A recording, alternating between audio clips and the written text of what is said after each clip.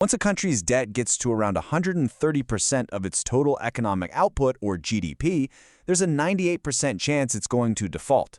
And a default doesn't just mean not paying your bills. It can also mean printing so much money that your currency becomes worthless. But for a long time, Japan has been the one major exception to this rule. They blew past that 130% mark ages ago. And that's why so many people think, well, if Japan can do it, so can the US. But here's the crucial difference that Alden points out. Japan and the US are polar opposites. When Japan was racking up all that debt, it was doing so from a position of strength.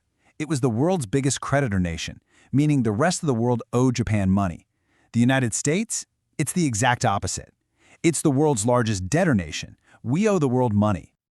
And that brings us to Alden's killer line here.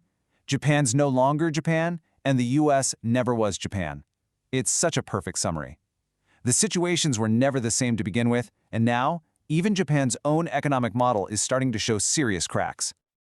Okay, so if the Japan model is out, and the current path of spending and debt is unsustainable, what happens next?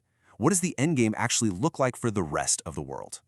Now, the first thing that comes to mind for many people is China, right? But Alden argues that we're not heading for a simple handover where the yuan just replaces the dollar. It's not that simple.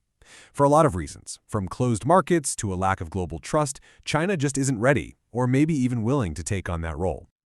So instead of a new world leader, what we're actually seeing is a return to a multipolar world. You know, that period after World War II where the US was the undisputed single superpower? Historically speaking, that was the exception, not the rule. We're actually just going back to the way things usually are, with several major powers balancing each other out. And that brings us to the biggest question of all. If we're moving to this new kind of world, what comes after the dollar?